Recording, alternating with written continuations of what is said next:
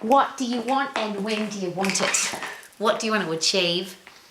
Where do you want to go? Who do you want to meet? What do you want to experience? What kind of house do you want to live in? What kind of transport do you want to have? Is it a helicopter? Is it a private jet? What kind of car? It could be a push bike. Do you want to walk in beautiful places?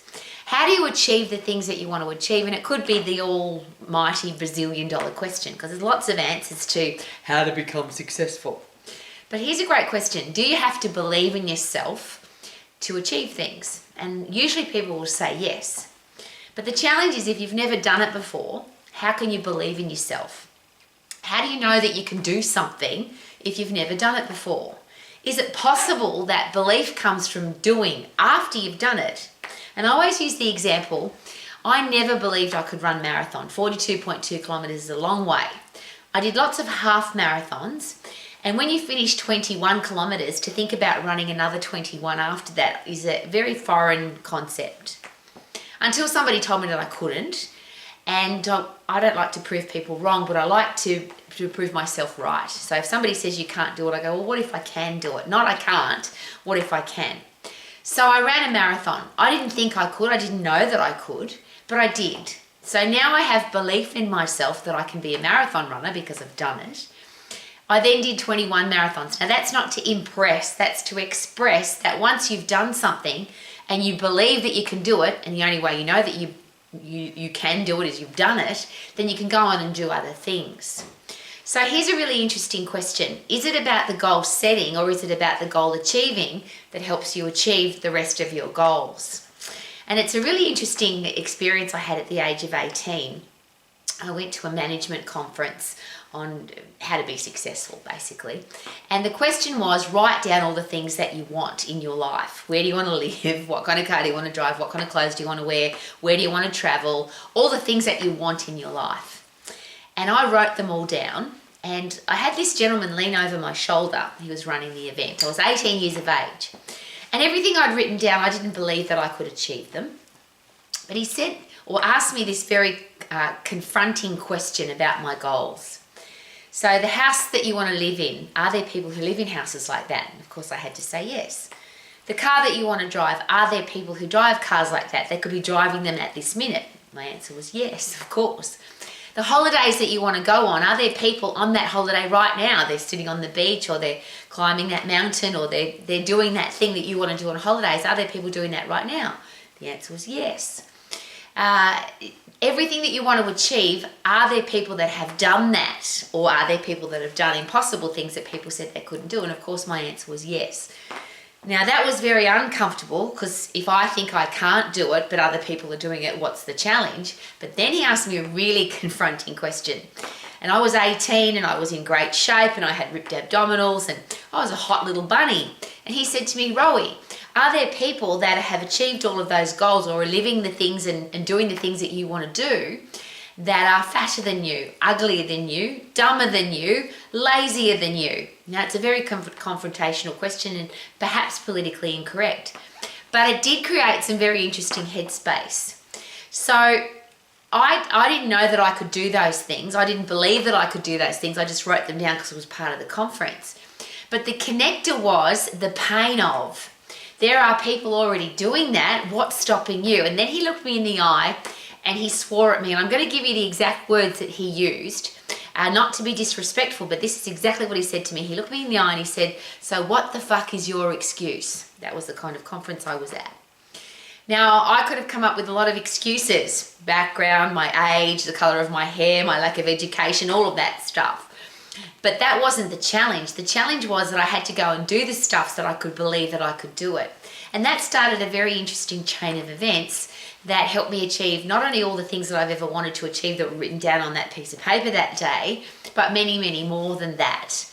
And one of the really interesting questions that was asked that day was, what legacy do you want to leave on the world? What causes do you want to commit to? What are you passionate about that you want to support? And I've always loved puppy dogs, and one of the goals that I set that day was to always rescue puppy dogs and to always have rescue dogs in my life, and to give every spare cent that I've got from a charity point of view to animal rescue, because humans can look after themselves, but animals, they get treated really badly. And I'm sharing that with you because A lot of people share with me that they want to help. I want to help the world. I've got a cause. I've got a charity. I want to give money to my church. But they don't do anything to go and be able to do that. And does that come from belief in yourself, or does that come from going and doing stuff, becoming financially successful, and then be able to help the world? So it's all nice and wonderful to sit in your house and say, I want to help. I want to make a difference. I want to add value to my world. But we live in a world where being financially successful, being financially free, being wealthy can certainly help you do all the things that you want to do. So that's my next question. If you've got no money at the moment, how can you possibly believe that you can make money, be wealthy, have a successful business, whatever financial security looks like to you? But is it possible that you've just got to go do it? Now, of all the 4 things that I talk about every day, be healthy, fit and strong, have a career or business that you love, be financially free and have great people in your life, the financially free one is the easiest of the 4. Because healthy, fit and strong requires discipline and commitment. Choosing a career or business that you love might go against the people in your family or in your life that tell you that you can't do it. And having great people in your life, you can't control what people do. But the money one is easy, because when you have a career or business that you love and when you're adding massive value to the world, you will be financially free. That's just a given. That's the easy one. But it doesn't fall out of the sky in a pretty pink box, as I always share. And it doesn't come from self-belief. It comes from going and doing. So what are you going to do? Not goal set, not think about, not say you're gonna do. What are you actually going to do, or what are you doing? What have you done that will change your life? And that's, to me, the all-important question.